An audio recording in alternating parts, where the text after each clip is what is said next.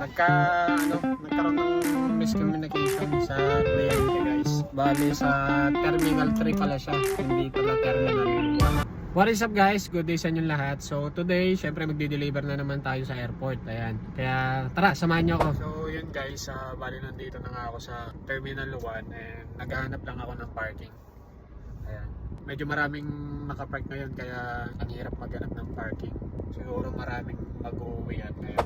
So ngayon guys, bali maglalakad na lang tayo papunta doon sa arrival kasi hindi masyadong kabisado ni client at nagbago na kasi ang Terminal 1. Ayun. So hindi niya alam kung saan siya pupunta kaya maglalakad na lang tayo papunta sa kanya. Dahil mahirap maghanapan doon na nakasasakyan dahil hindi pwedeng magtagal yung sasakyan doon sa may arrival. So ayun, pupunta ko na si client.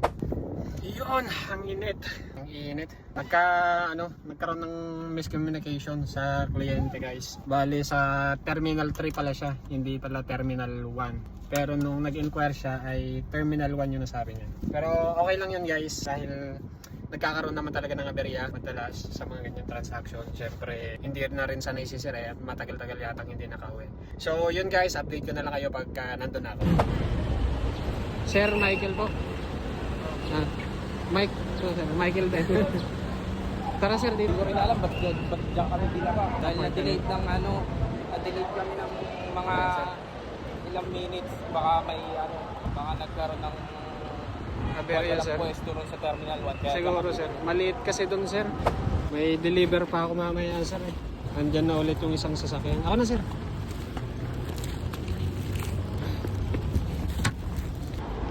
Eto sir, hindi nyo na gagamitin. Dito na.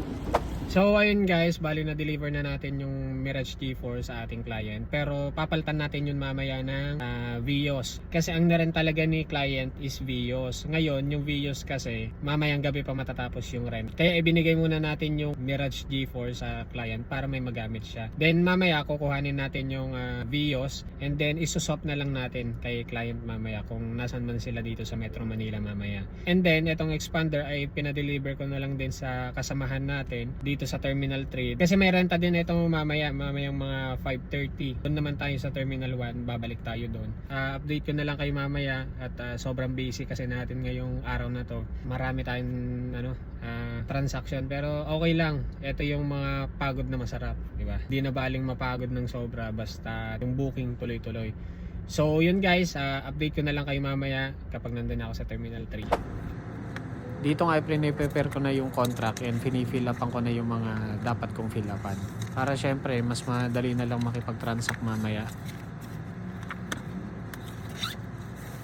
So ayun guys, dito ulit tayo sa Terminal 1. Antayin ko na lang si si client. So yun guys, andyan na si client. Bali, sasalubungin ko na lang siya then babalik kami dito sa parking. Makakapag-transact naman na kami dito sa parking kasi hindi na mainit. Paggabi na rin kasi. Tsaka mas maganda kung maiikutan muna niya tong sasakyan. Unlike sa mga nauna kong video na hindi ko mapacheck sa mga kliyente kasi nga sobrang init tapos nagmamadali silang makauwi na. Pero since okay lang naman kay client na pumunta dito at i-check tong sasakyan para magkaroon kami ng maayos na transaction ay sasalubungin ko na siya. So tara, samahan nyo ako.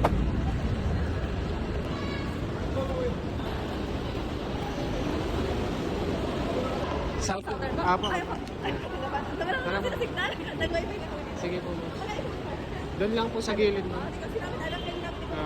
Diretso na kayo ma'am ng norte. Ay, Batangas pa. Galing din ako kanina dito ma'am eh. May deliver din po kasi isa kanina. Bumalik lang po ako. Opo, parang hindi yata pwede yung dalhin yung pushcart sa labas mo. Ma'am, okay lang dalhin ko na lang yung mga maleta. Bawal kasi ilabas yung pushcart. Opo. Pwede naman siya hanggang dito ma'am sa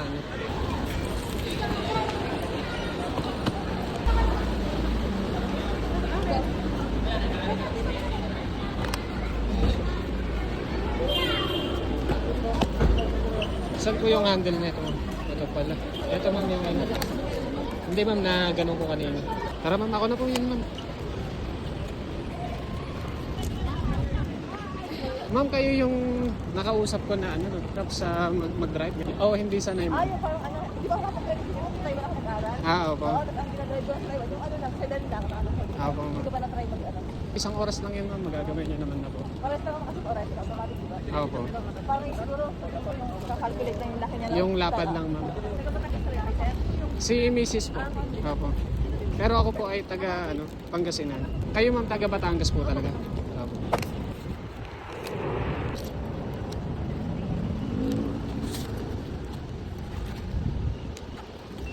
Ito po. 81, sir. May 1 peso po kayo, sir. No, wala po. Thank you po.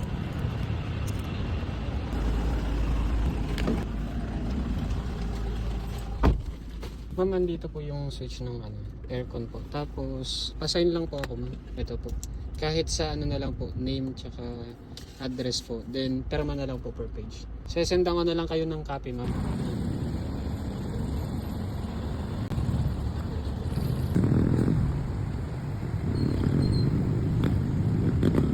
So ayun guys, bali hindi na ako nakakuha ng mga ilang clip kagabi dahil pagod na rin ako.